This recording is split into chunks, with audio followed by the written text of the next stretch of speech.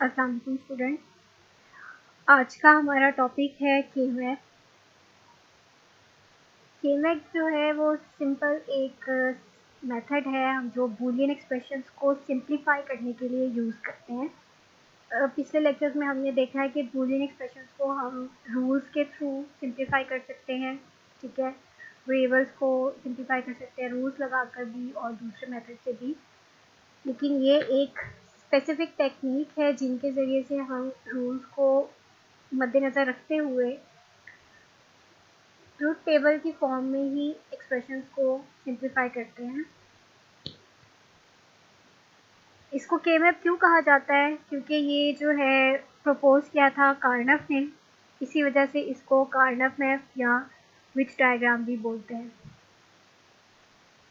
इसका पर्पस क्या है?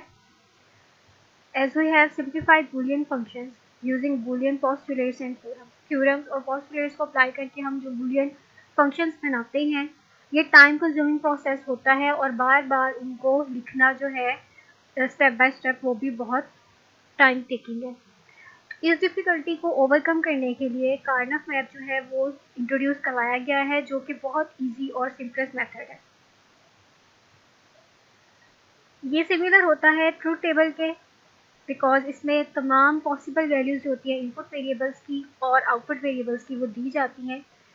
और ये जैसे हम ट्रूथ टेबल ड्रॉ करते हैं वो आपके रोज़ एंड कॉलम्स में होता है, तो ये बिल्कुल वैसा ही होता है, लेकिन इसमें थोड़ी सी चेंजिंग होती है। सेल्स होते हैं इसमें, अरे ऑफ सेल्स होते हैं, और सेल्स जो है हर सेल वो रिप्रेजेंट करता है एक बाइनरी वैल्यू को, ठीक है। अब के-मैप जो है ये इन एक्सप्रेशंस को लिखने के लिए यूज़ होता है, जो कि 2 वेरिएबल भी हो सकता है, 3 वेरिएबल भी हो सकता है और 4 वेरिएबल तक हो सकता है। आप इसकी लिमिट इंक्रीज भी कर सकते हैं अप टू 5। अब हमने जो सेल्स में रिप्रेजेंट करनी है वैल्यूज़, वो 2 की पावर n की फॉर्म में करनी है। n जो है वो हमारे पास नंबर ऑफ वेरिएबल्स को प्रेजेंट करता है, ठीक है। एंड एडजेसेंट cells जो है are different only in single bit position. The number of the cells in a K-map as well as number of rows in truth table is equal to total number of possible input variables combination. तो अब हमारे पास जो 2 variable K-map होगा उसमें 2 की power n की value 2 होगी, मतलब इज इक्वल टू 4 आंसर आ जाएगा। इसी तरह 3 के लिए 2 की पावर 3 इज इक्वल टू 8। तो ये 8 जो है ये रिप्रेजेंट कर रहा है कि हमारे पास 3 वेरिएबल K-map है जिसके 8 सेल्स बनने हैं। पहले हम देखते हैं 2 variable K-map। The number of cells in 2 variable K-map is 4 since the number of variables is 2. अब ये डायग्राम जो है ये आप देख सकते हैं, YZ इस तरीके से लिखा हुआ है, ठीक है। पहली इनपुट हमारी 0 1 0 1 और ये हम पर आउटपुट्स लिखी हुई है इन सेल्स के अंदर 0 0 0 1 1 1 एंड 1 0। आप इसको इस फॉर्म में भी लिख सकते हैं और इस फॉर्म में भी लिख सकते हैं। There is only one possibility of grouping. अब हमने बात करनी है ग्रुपिंग की। ग्रुपिंग करके ही हमारे पास सिंप्लीफाइड एक्सप्रेशन निकलनी है।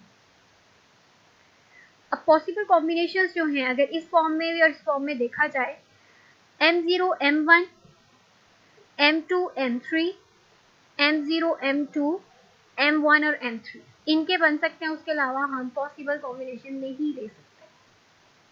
क्लियर? इसमें भी इसी तरह m0 m1 या m2 m3 या m1 m3 या फिर m0 और m2, वो इस फॉर्म में बनेगा, मतलब आउटर ग्रुपिंग होगी उसकी। अब आता है मिन टर्म। क्या होता है मिन टर्म? होता है प्रोडक्ट, मतलब SOP एक्सप्रेशन जो है उसके अंदर हमारी जो प्रोडक्ट फॉर्म होती है उसको हमने मिन टर्म कहा है। ये जो है इसके अंदर जो आंसर्स लिखे हैं m0 m1 ये मिन टर्म है सारी, ठीक है। और मिन टर्म्स में जो हमारे पास कॉम्प्लीमेंट की वैल्यू होगी, फॉर एग्जांपल ए बार है तो ए बार की वैल्यू हमेशा 0 होगी, और सिंपल यानी नॉन कॉम्प्लीमेंट वेरिएबल्स जो हैं, जैसे कि ए है सिंपल, उसकी वैल्यू 1 होगी। ये रूल फिक्स है इसका। अब इसके एग्जांपल देखें। आपके पास ये 2 वेरिएबल K-मैप है, ए बार बी बार प्लस ए बार बी। ये एक्सप्रेशन था, इसको सिंप्लीफाई करके ए बार आंसर लाया गया है। कैसे लाया गया है? ए बार प्लस ए बार, यहाँ पर देखें ए बार बी बार ये अरेंज है सारे। अब जहाँ पर दोनों बिट्स ऑन थी वहाँ पे 1 प्रेजेंट, इसी तरह से ए बार बी जो है वहाँ पर 1, उसके अलावा कोई एक्सप्रेशन में कोई ग्रुपिंग नहीं हो रही थी, उसका ग्रुप बना दिया।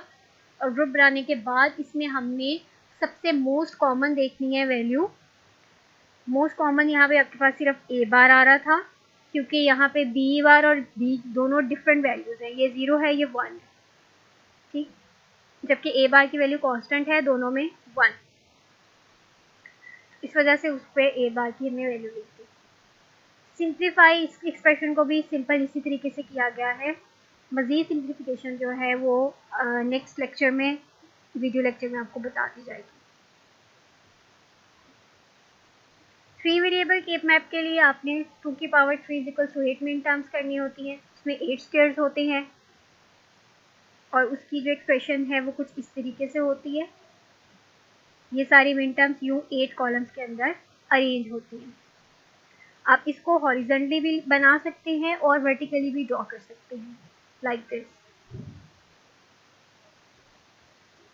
अब आपको अगर कोई बूलियन एक्सप्रेशन फॉर एग्जांपल इस फॉर्म में था, जैसे कि ये है, ये एक्सप्रेशन आपको दिया गया है और आपको कहा गया है कि इसको सिंप्लीफाई करें, तो आप इसको इजीली सिंप्लीफाई कर सकते हो, बट आपको एक्सप्रेशन इस फॉर्म में भी दिया जा सकता है, उसे आपने बूलियन एक्सप्रेशन खुद बनाना होगा। अगर आपको सिर्फ मिन टर्म्स गिवन हो, उसका प्रोसीजर जो है वो रूल वो भी मैं आपको बता देती हूँ।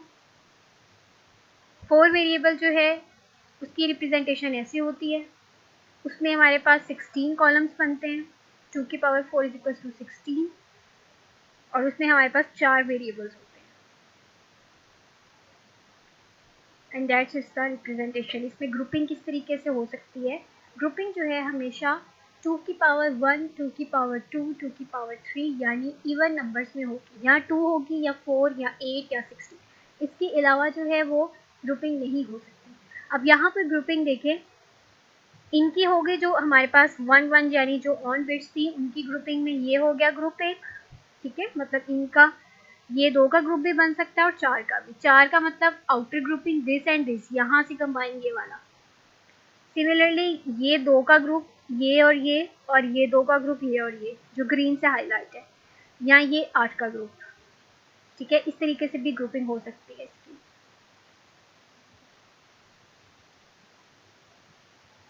सिंप्लीफाइड फॉर्म जो है उसमें इस तरीके से इसको लिखा जाता है, सिंपल। जो कॉमन वैल्यूज़ होती हैं हम सिर्फ कॉमन वैल्यूज़ देखते हैं। अब जैसे कि इसमें अगर ये वाला ग्रुप देखें, एक ये ग्रुप बन रहा है आपका, ठीक है, और एक ये ग्रुप बन रहा है आपका, तो इसमें अगर ये वाला ग्रुप देखें तो इसमें हमारे पास कॉमन क्या है, 0 एंड 0, ये कॉमन आ रहा है, ठीक है, यानी ए और बी कॉमन आ रहा है इसमें, तो हमने वो लिख दिया। इसी तरह से सी बार डी जो है वो इसके लिए जो मोस्ट कॉमन ये वाली वैल्यू 1 पे आ रही है, तो सी बार और डी की वैल्यू यहाँ पर आ रही वो हमने लिख दी, और ये 1 एंड 1 यहाँ पर आ रहा था।